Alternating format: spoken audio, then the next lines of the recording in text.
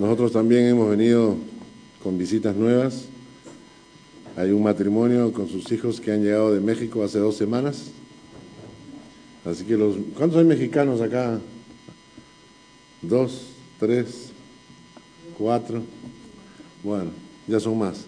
Ellos son hermanos creyentes, se han llegado hace 2 semanas a Suiza y están viviendo cerca de la iglesia de nosotros, van a congregarse y estén orando por ellos, por esta etapa de integración. Quiero que abramos nuestra Biblia en el libro de Apocalipsis para continuar la serie que empezamos el mes pasado.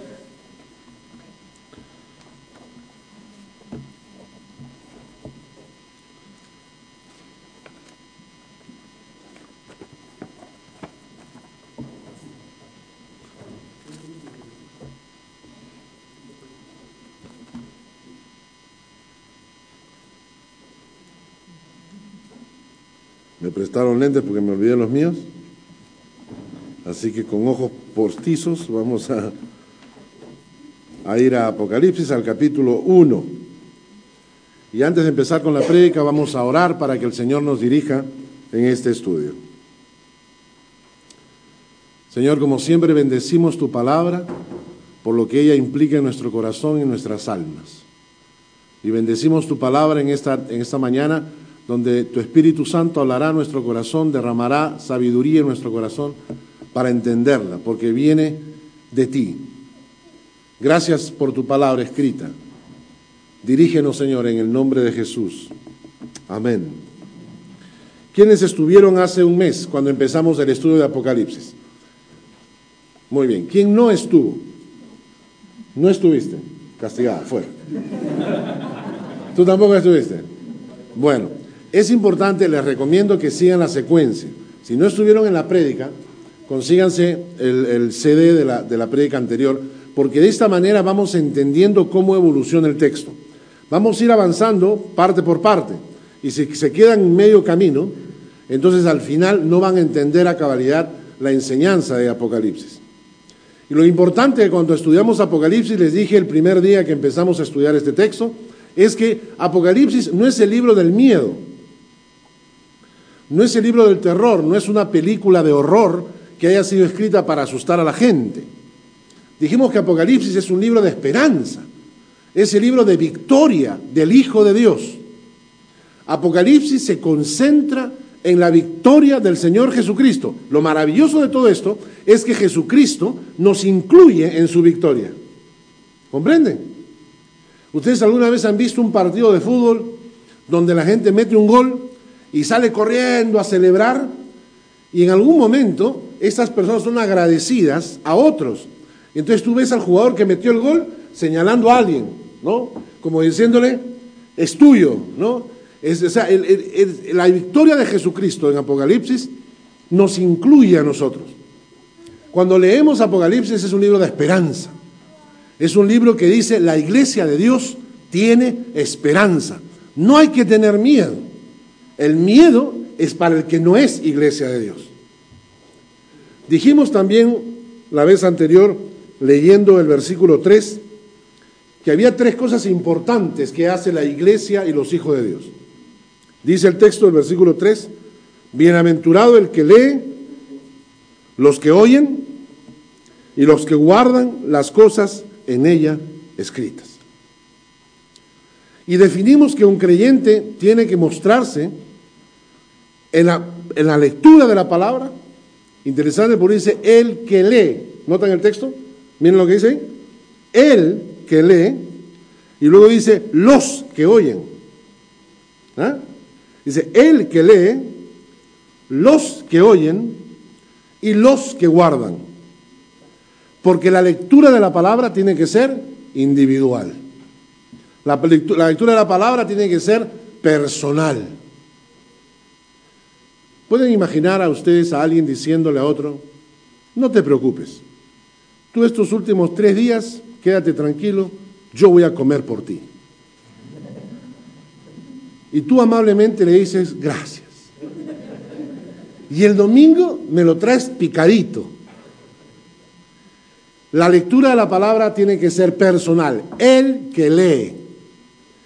El oír la palabra es grupal.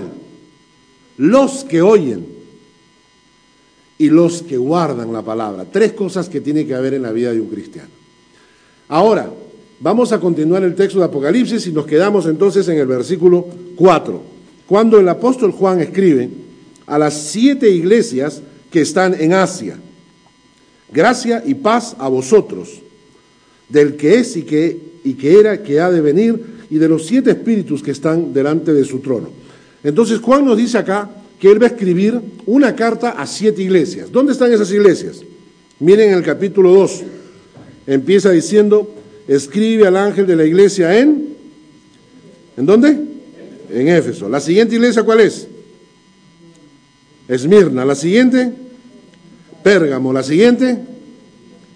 Tiatira. ¿Siguiente? Sardis. ¿Siguiente? Filadelfia. ¿Y la última? Laodicea. ¿Hay otra más? ¿Cuántas son? 7 iglesias. El apóstol Juan está escribiendo a 7 iglesias, y eran 7 iglesias existentes, locales. Eran 7 iglesias donde uno podía ir a visitar. Pero también dicen los teólogos que esto refleja la historia de la iglesia, los procesos por los que ha pasado la iglesia en los últimos siglos. Pero naturalmente también tiene que ver con nuestras iglesias y con nuestras vidas. Hoy en día podemos encontrar creyentes que van encajando dentro de cada uno de los modelos. Si bien es cierto, la carta del apóstol Juan va a iglesias locales de esa época, también es cierto que esa aplicación tiene para nosotros vigencia. Y puede ser que a la hora que estudiemos las cartas a las iglesias de Éfeso, tú te des cuenta de que estás incluido en una de ellas. Cuando de repente digamos: mira, yo he visto tanto trabajo que has hecho, pero has perdido tu primer amor. Y uno ahí que es honesto dirá: Señor, realmente estás hablándome. Y un par de deshonestos dirán: Señor, le estás hablando al hermano Juancho, ¿no? Leía una historia de un pastor en Canadá que dice que cada vez que él terminaba de predicar se acercaba una hermana y le decía: hermano, increíble cómo les ha predicado a la familia Martínez, ¿eh? A la siguiente semana se acercaba a la hermana y le decía: pastor, y ahora les tocó a los Pérez, qué bárbaro, cómo les ha dado, ¿no? Hasta que dice que un día el pastor preparó una prédica especialmente para ella. Pero así, con detalles, claro, sin mencionar nombres, pero es decir, describiéndola a ella a más no poder, para que no hubiese duda de que el pastor estaba predicando a ella, ¿no? Y la invitó a la hermana a la iglesia. La hermana llegó y no había nadie. Entonces le dijo: hermana, tengo que practicar mi prédica del domingo, y por eso le pido que usted venga para que me escuche. Así que la sentó ahí solita y el pastor comenzó a predicarle a ella, ¿no? Y entonces ella lo miraba y se comenzó a poner triste. El pastor en su corazón decía: por fin está entendiendo que estoy hablándole a ella, ¿no? Y entonces cuando terminó de predicar, la vio triste, se acercó como para decirle: hermana, no he querido ser tan duro con usted. En ese momento ella se levanta y le dice: pastor, estoy muy triste, me invitó a mí sola y debió haber invitado a los Martínez y a los Pérez, porque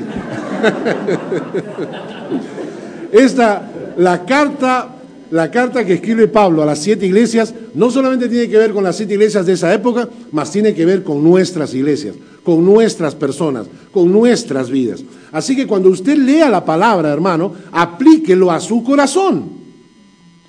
Dicen que la palabra es una lámpara y es un espejo, pero la palabra, el espejo lo tenemos de costadito.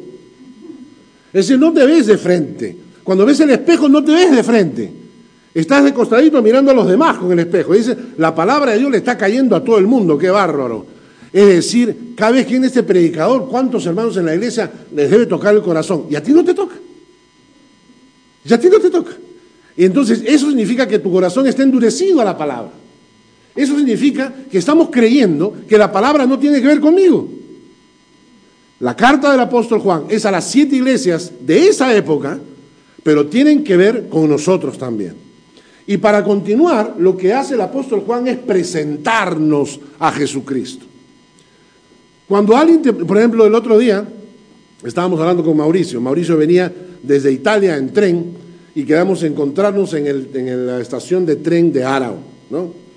Y entonces yo le pregunto a Mauricio, le digo: Mauricio, ¿cómo eres tú? Yo no lo conocía a él me conocía a mí por internet, había visto la foto mía en internet, ¿no? Y yo le preguntaba, ¿pero cómo eres tú? Bueno, y él me dijo, bueno, tengo una chaqueta, ¿cómo le dice? Un pullover, en el Perú le decimos chompa, ¿no? De tal color, o sea, te va describiendo, ¿no? Cuando te presentan a una persona, te dicen, oye, ándame a recoger a al aeropuerto. ¿Cómo es? ¿No? ¿Cómo es? Y entonces, imagínense ustedes alguien que me describe a mí. Qué fácil es describirme, ¿no es cierto? O sea, descubrirme a mí no es ningún problema, ¿no es cierto?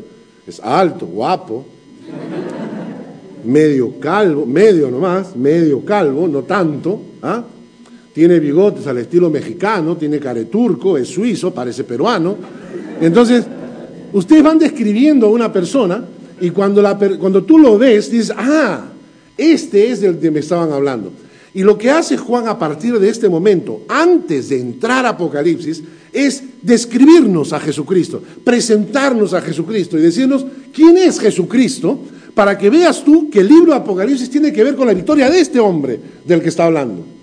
Y empieza diciendo, en el versículo 4, dice, gracia y paz a vosotros, ¿de quién? Dígame usted. No, lean, no, del Señor, no, lean. ¿Qué dice el texto? El que es, el que era y el que ha de venir. Esta es la primera descripción que dice Juan. El que es, el que era y el que ha de venir. El que era es obvio. Juan vivió con Cristo, caminó con Él, comieron juntos. ¿Usted se puede imaginar esa escena? Comiendo con Jesús. Qué bonito, ¿no? Sentados, Señor, pásame la mayonesa.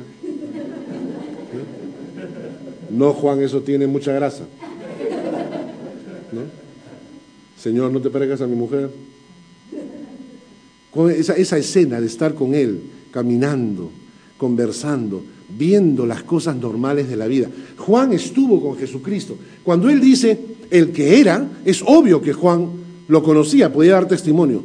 Pero noten ustedes lo interesante. El apóstol no dice solamente el que era. El apóstol dice el que es.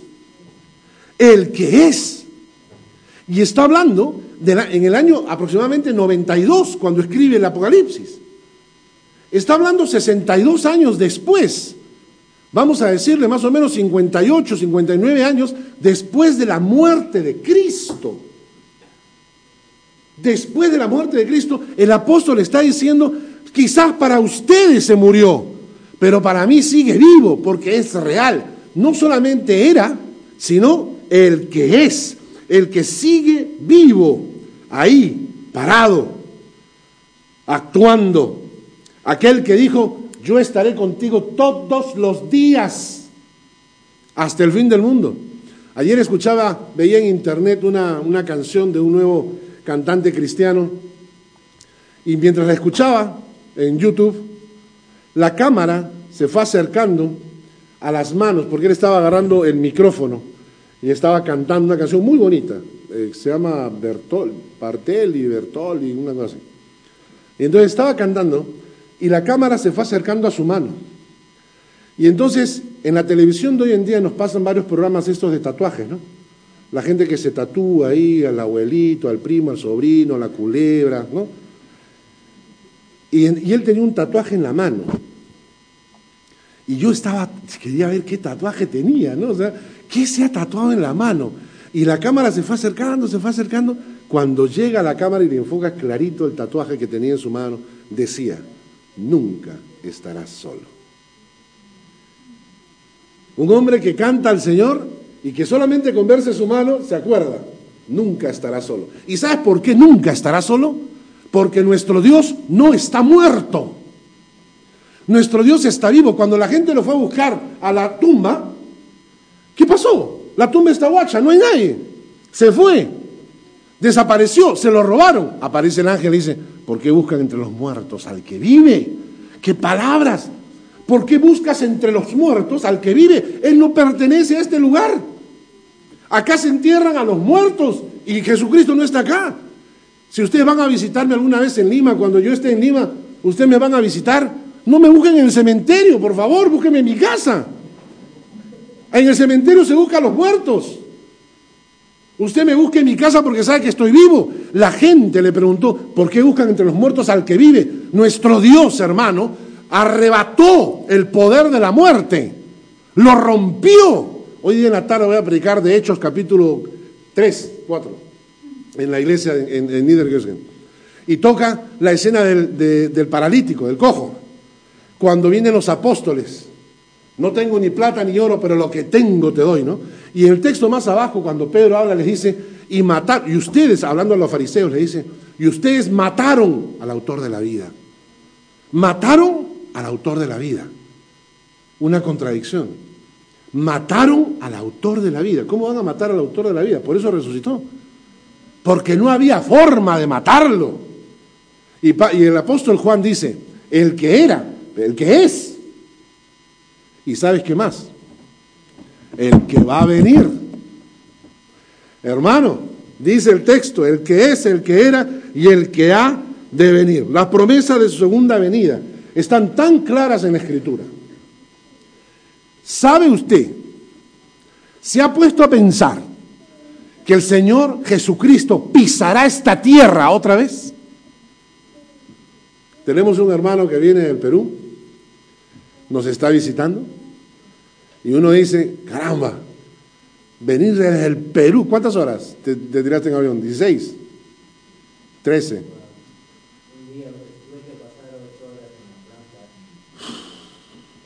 O sea, llegaste plano acá. La cosa está en un viaje larguísimo, pero uno puede decir, este hermano está pisando tierra suiza.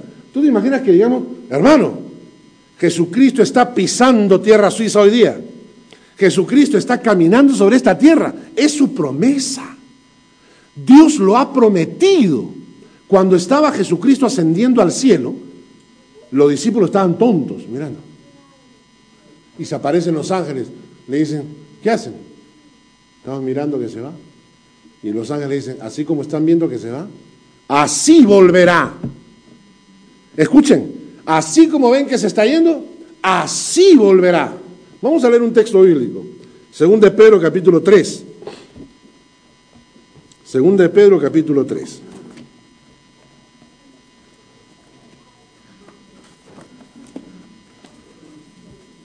Está después de Hebreos.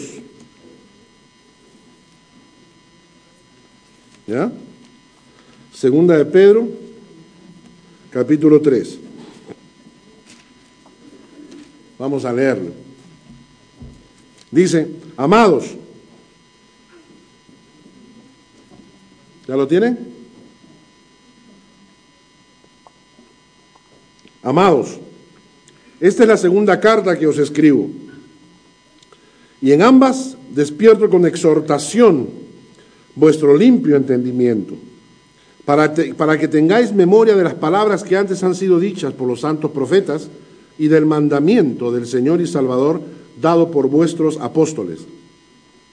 Sabiendo primero esto, que en los postreros días vendrán burladores, andando según sus propias concupiscencias y diciendo, ¿dónde está la promesa de su advenimiento? O sea, vendrán burladores diciendo, ¿dónde está la venida de Cristo? ¿No decían que iba a volver? ¿No decían que iba a regresar? ¿Dónde está pues? ¿Ah? Ya ves, han pasado 2000 años y no ha venido. Mentira, eso es puro cuento, esa es teología pasada. Hoy en día hay iglesias que están diciendo que Jesucristo ya vino, que vino en el año 70 y que nadie lo vio, vino a escondidas, ¿no?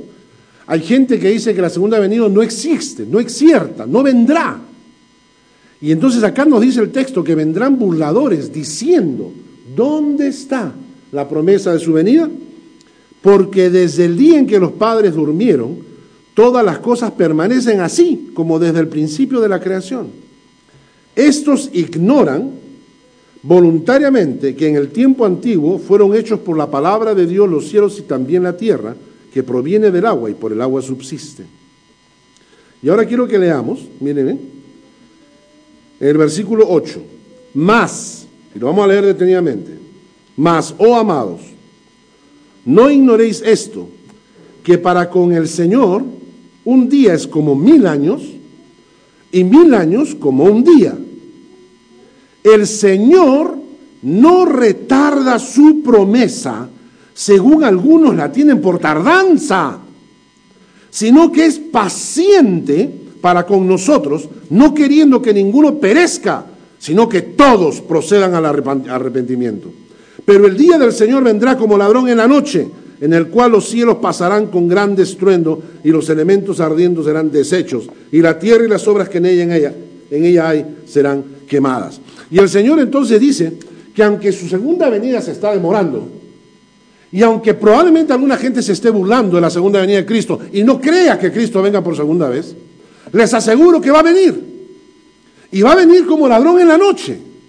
Va a venir de un momento a otro, como ladrón en la noche, cuando nadie sabe, cuando la gente se encuentra durmiendo.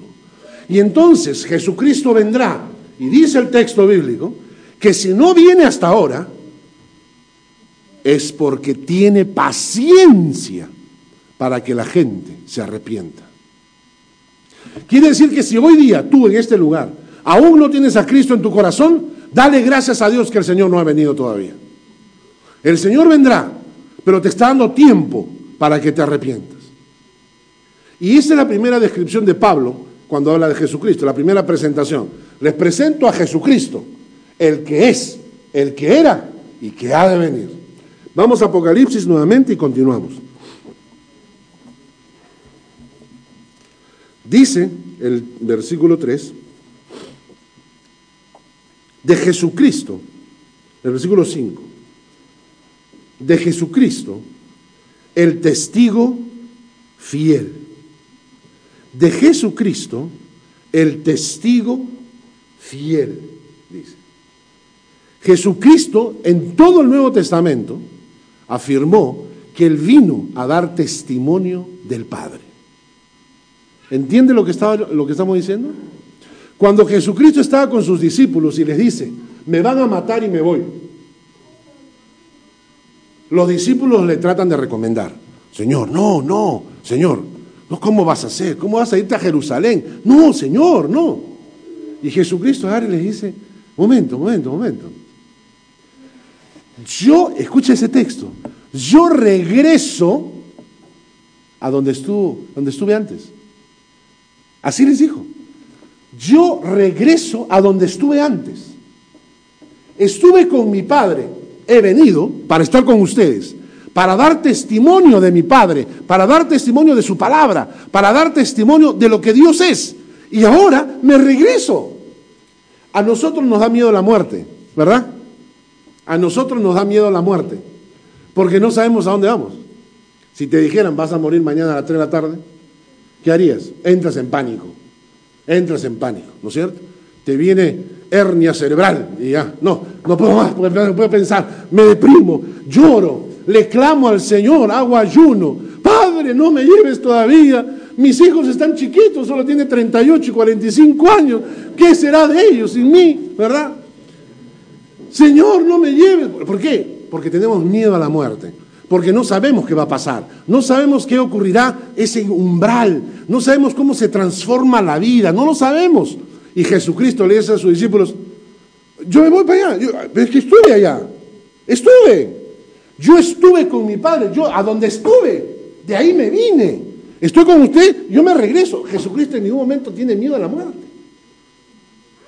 Nosotros tenemos miedo porque nunca hemos estado allá. Si hubiéramos estado allá, probablemente le diríamos a la gente, hermano, no te preocupes, yo he estado allá.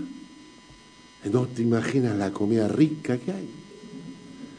Porque si hubiéramos estado allá conoceríamos, no tendríamos ese temor. Y Jesucristo le dice a sus apóstoles, yo estuve allá, vengo para estar con usted, me regreso. ¿Mentiría Jesucristo? ¿Se han puesto a pensar en eso? ¿Mentiría Jesucristo cuando le dijo a sus discípulos que Él había estado al otro lado? Cristo sería el más grande mentiroso de la tierra. Y Jesucristo les dijo, yo he estado con el Padre, ahora vengo, estoy con usted, me regreso un ratito.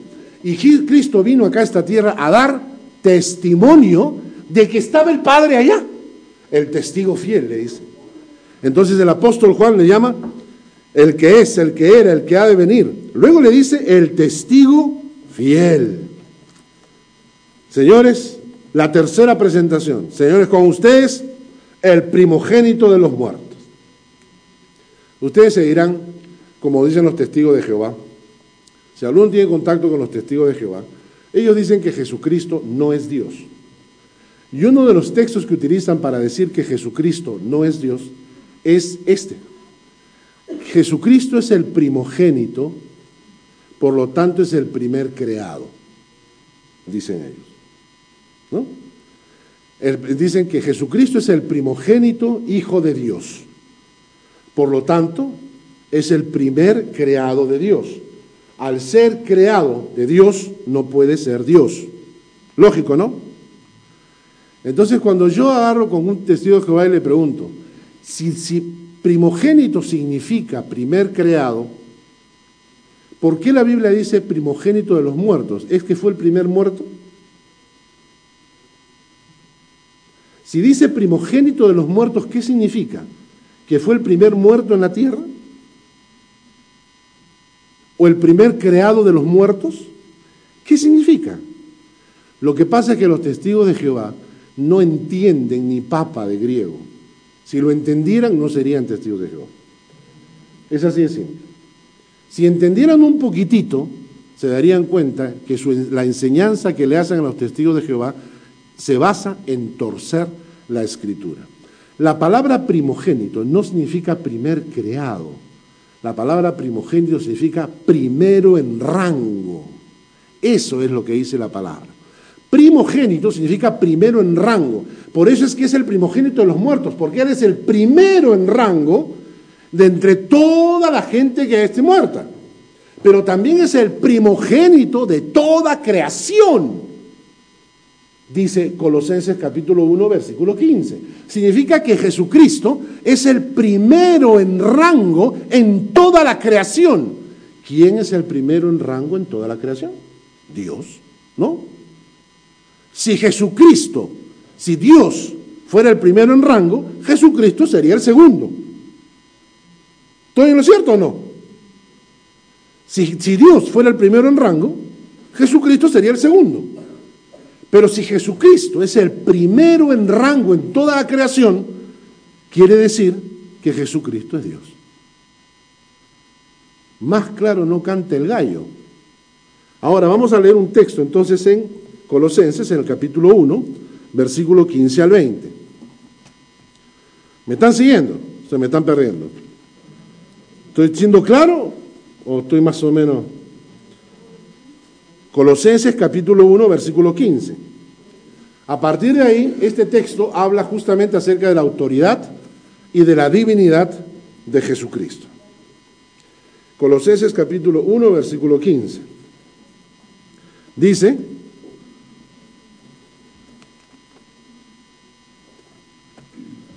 Él es la imagen del Dios invisible, el primogénito de toda la creación. Porque en Él, está hablando de Jesucristo, porque en Él fueron creadas todas las cosas, las que hay en los cielos, las que hay en la tierra, visibles, invisibles, sean tronos, sean dominios, sean principados, sean potestades. Todo fue creado por medio de Él, por medio de Jesucristo, y para Él, para Jesucristo. Y Él es antes de todas las cosas. Y todas las cosas en Él subsisten. Está hablando de Jesucristo. Está hablando de Jesucristo. Si usted lee los versículos anteriores, versículo 14, dice: en quien tenemos redención por su sangre, el perdón de pecados. ¿De quién está hablando? ¿Quién murió en la cruz? ¿Quién derramó su sangre? Entonces está hablando de Jesucristo que murió en la cruz. Y dice, en Él, en ese que murió en la cruz, son todas las cosas. Él es antes de todas las cosas, y todas las cosas en Él subsisten. ¿Cómo hacen los testigos de Jehová para leer este versículo y no descubrirlo? ¿Saben cómo? Fácil. Si se consigue una Biblia de los testigos de Jehová, se van a dar cuenta que ellos han aumentado una palabrita. Y dice, y Él, versículo 17, dice, y Él es antes de todas las, y ahí ponen un corchete, y entre corchetes escriben demás. cosas. Y luego dice, y todas las corchetes, demás, cierran corchetes, cosas en él subsisten. O sea, el texto dice que Él es antes de todas las cosas, y en el texto los testigos de Jehová han aumentado una palabra que dice, y Él es antes de todas las demás cosas, para decir que Dios estaba primero y que después apareció Jesucristo y que después vienen las demás cosas. Una manera muy burda de torcer la Escritura. Y así lo hacen. Recuerdo que cuando nosotros éramos jóvenes con Lucy, cuando yo era joven, ella sigue siendo joven. Yo soy el que envejezco yo. ¿Ah? Bueno, entonces cuando nosotros estamos en esa época de enamorados, recuerdo que un día nos tocó la puerta un testigo de Jehová. Y entonces yo venía del seminario. Entonces me encuentro con él, sí, que miren que venimos a enseñarle la atalaya, el mensaje de salvación. Y entonces yo le dije, genial, ¿qué cosa quiere hacer? ¿Estudiar la Biblia? Sí, ¡ay, que sería bueno estudiar la Biblia una vez por semana! Le dije, perfecto, vente la próxima semana, el día miércoles. Nosotros estamos acá, vamos a estudiar la Biblia juntos. Ya, se emocionó el muchacho, porque ¿no? O sea, ellos van de puerta en puerta y de repente que alguien les diga, te abro la puerta de mi casa para que vengas a tener un estudio bíblico, era una emocionante invitación, ¿no? Llega el maestro de él, o sea, llega el que nos tocaba la puerta, con un alumno, con su aprendiz, porque siempre van de dos en dos. Entraron a la casa el día miércoles, nos sentamos y comenzamos a conversar. Entonces comenzamos a conversar, yo tenía mi Biblia en griego, entonces le comenzaba a decir, oye, pero acá dice otra cosa, mira lo que dice acá. Y lo miraba yo, claro, al maestro no lo va a sacar porque ya está cuadriculado, pero yo lo miraba al aprendiz. Y le decía, ¿te das cuenta lo que dice acá? Que tu Biblia está cambiada, mira, qué raro, ¿no? ¿Te das cuenta que la enseñanza no es esta? Y entonces le hice la pregunta clave, ¿cuántos se van a salvar? Le dije. Y él me contestó, 144,000. Y yo le dije, ¿estás tú en la lista? Y él me dijo, no sé. Y yo le contesté, o sea que me vienes a predicar de algo de lo que no estás seguro. Y yo le dije, yo te voy a predicar lo que estoy seguro, soy salvo por la gracia de Cristo. Ay, sí, nadie puede decir eso, sí, la Biblia dice que podemos estar seguros. Y el aprendiz me miraba ahí, ¿no? Nunca más volvieron. Yo los esperaba todos los miércoles, nunca más llegaron. El hombre se dio cuenta que el aprendiz iba a terminar pasándose al Señor y entonces nunca más lo trajo al pobre. La cosa es que, hermanos, acá la palabra es clarísima. Cuando te presenta Juan a Jesucristo, te está diciendo el que es, el que era, el que ha de venir. Aquel que vino del otro lado para dar testimonio de lo que está allá y que nos espera. Y en tercer lugar, nos está diciendo que Jesucristo, el testigo fiel, es antes de todas las cosas y todas las cosas en Él subsisten porque nuestro Dios Jesucristo, el Hijo del Hombre, que pisó esta tierra, es también el Dios eterno creador. Eso es Trinidad. Pues ahí metemos al Espíritu Santo y ya está completo. El texto de Apocalipsis, volvemos al texto de Apocalipsis. Tenemos que ir un poquito más rápido porque vamos por la tercera y son como 9 características, ¿no? Dice, de Jesucristo el testigo fiel, el primogénito, ¿de qué? De los muertos, y el soberano de los reyes de la tierra. Es el soberano de los reyes de la tierra. En esta época no hayan presidentes, en esta época lo hay. Entonces, cuando se habla de los reyes de la tierra en la época de Juan, en realidad nos está mencionando probablemente a los líderes políticos, a los gobernantes. Ganó Obama en Estados Unidos. Para mucha gente piensan que se viene un tremendo cambio radical en el mundo, ya que el nuevo presidente de los Estados Unidos es el señor Obama, ¿no? Jesucristo es el soberano de los reyes de la tierra. Jesucristo pone y saca reyes. Si el señor Obama está en este momento gobernando, será porque hay un plan en la historia en la cual él tiene que ser parte. Pero hermano, nunca crea que son los presidentes los que mandan en este mundo. Dice la Biblia que Jesucristo sigue siendo el soberano. Y interesante porque acá en Apocalipsis, si voltean y buscan la página, el capítulo 17, nos relata lo que va a ocurrir en los últimos tiempos. En el capítulo 17, en el versículo 12, mira, capítulo 17, versículo 12, dice: y los 10 cuernos que has visto son 10 reyes, que aún no han recibido reino, pero por una hora recibirán autoridad como reyes juntamente con la bestia. Note lo que está diciendo, estamos hablando de Apocalipsis, llegaremos a esto dentro de un tiempo, ¿no? A la velocidad que vamos a estar en Apocalipsis 17, ahí por el 2022, pero no importa, vamos adelantando. Y los 10 cuernos que has visto son 10 reyes, o sea, 10 líderes, autoridades políticas en el mundo, que aún no han recibido un reino, que aún no son líderes, no son presidentes, pero por una hora recibirán autoridad. Por alguna razón esta gente recibirá autoridad solo un tiempo determinado, como reyes, pero juntamente con la bestia. Estos tienen un mismo propósito: entregarán su poder y su autoridad a la bestia, ¿no? Pelearán contra el Cordero, miren, pelearán contra el Cordero. ¿Y qué pasará? El Cordero los vencerá, porque Él es Señor de señores y Rey de reyes, y los que están con Él son llamados elegidos y fieles. Buenos días, señores elegidos y fieles. Ustedes pertenecen al grupo que pertenece el Señor, el Rey de reyes y el Señor de señores. Hagan lo que hagan, políticos, militares, gobernantes, lo que quieran hacer, Jesucristo sigue siendo Rey de reyes y Señor de señores. Y todo lo que ocurre en esta tierra tiene un plan. Y cuando llegue a este punto, se va a manifestar el soberano de los reyes de la tierra. Volvemos a Apocalipsis capítulo 1. Seguimos viendo la descripción de Jesucristo. Entonces entendemos, versículo 4, el que es, el que era y que ha de venir. Segundo, testigo fiel, vino a dar testimonio de lo que Dios es y de su palabra. 3, el primogénito de los muertos, es decir, el primero en rango en toda la creación. 4, soberano de los reyes de la tierra.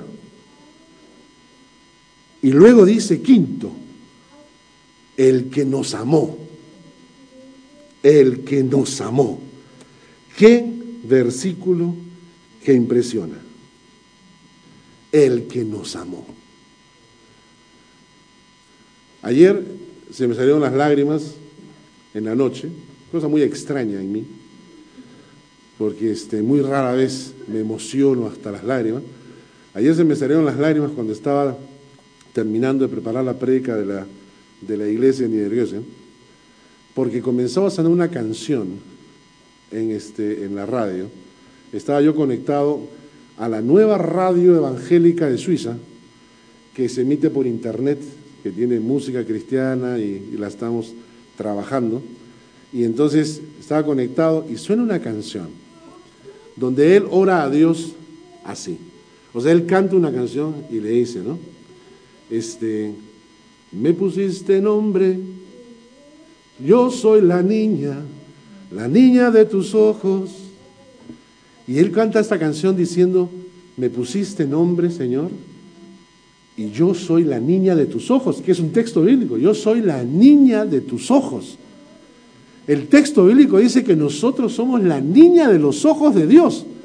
Y cuando escucho esa canción, que la primera vez que la escuchaba, probablemente algunos de ustedes la han escuchado más, vinieron a mi mente mi época cuando mis hijos eran pequeñitos, eran chiquitos, y les decía, ¿quién es este? Y él me decía, este es Hans. ¿Y quién es este? Este es Mark. Y cuando ustedes le preguntaban, ellos ya se han olvidado esto, pero cuando eran chiquitos, y yo les lavaba a la iglesia, la gente le preguntaba, ¿no? Les decía, Hans, y tu papá, este ojo de tu papá, ¿quién es? Y Hans, yo, ¿no? Y el otro, ¿quién es? Mark, ese es Mark, ¿no? Y entonces decían, ¿y por qué? Y ellos contestaban, porque cuando alguien los ataca, Él nos protege, ¿no? Y yo les enseñé esto de niños. Yo les decía, ustedes son como mis ojos.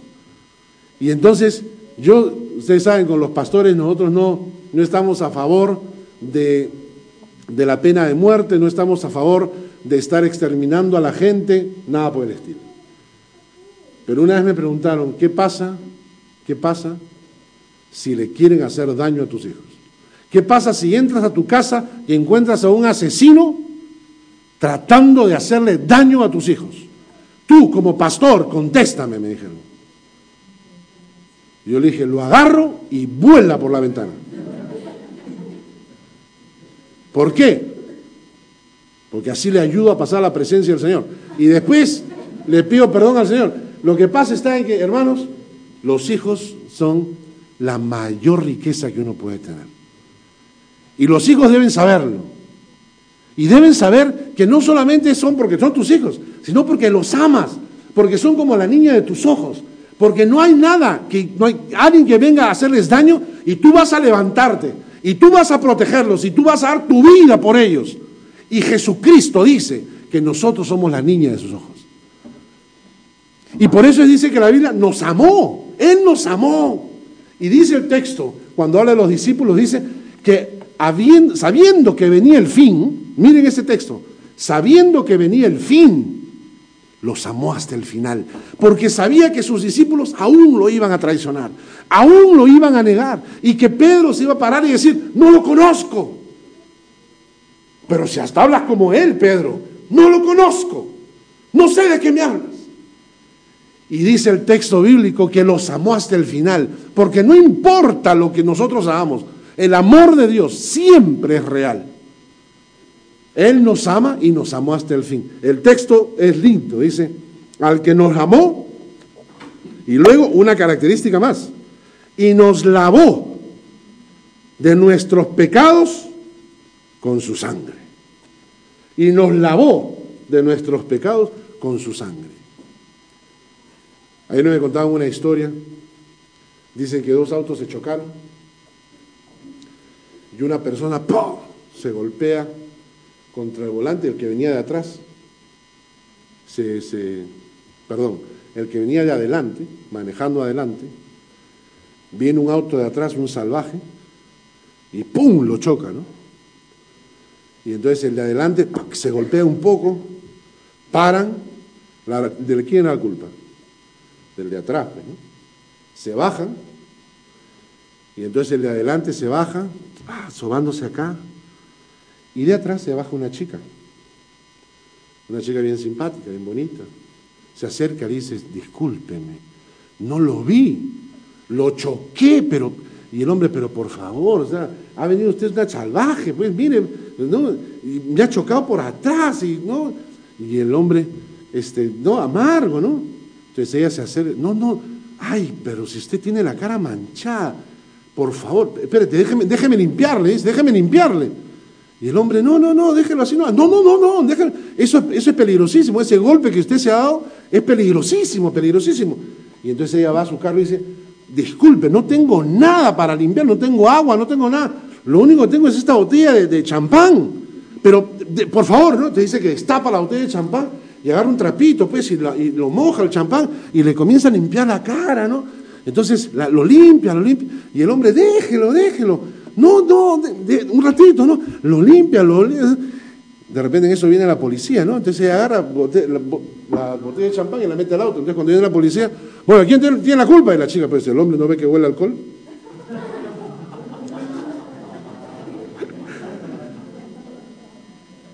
Entonces, cuando me contaban esta historia, yo pensaba y decía, qué interesante, ¿no? Lavar una herida con champán. ¿Sabes qué? Ni el agua, ni el alcohol, ni el más grande desinfectante en esta tierra puede lavar tus pecados. Dice la Biblia que cuando hemos ofendido a Dios con nuestros pecados, no hay absolutamente nada en esta tierra que pueda limpiarte de tus pecados, sino solamente la sangre de Jesucristo. Jesucristo tuvo que sangrar, botar su sangre, porque su sangre es el único líquido que puede limpiarte de la mancha que lleva tu alma del pecado. Y este texto agarra y te dice, el que nos amó y nos lavó de nuestros pecados con su sangre. Y entonces, porque Dios es 3 veces santo, ¿no? Dice la Biblia, Dios es santo en el Padre, santo en el Hijo, santo en el Espíritu. Cuando ustedes leen Isaías o Jeremías y Dios se presenta, dice, santo, santo, santo es el Señor Dios Todopoderoso. Cada vez que se presenta la santidad de Dios se repite 3 veces en la Biblia. Santo, santo, santo. Porque es santo en el Padre, santo en el Hijo, santo en el Espíritu. Y cada vez que hemos ofendido a Dios, cada vez que hemos caído delante de Dios, el alma se manchó. Y el alma manchada jamás verá a Dios, aunque seas hijo de pastor, aunque seas predicador, aunque seas miembro de la escuela dominical, el alma manchada de pecado jamás verá a Dios. Porque no puedes entrar en contacto con Dios, explotas, revientas. Antes de entrar en contacto con Dios necesitas ser lavado. Tu alma necesita ser lavada. Y dice la Biblia que solo la sangre de Jesucristo puede lavarte. Seguimos con el texto. Versículo 6. Nos hizo reyes y sacerdotes para Dios.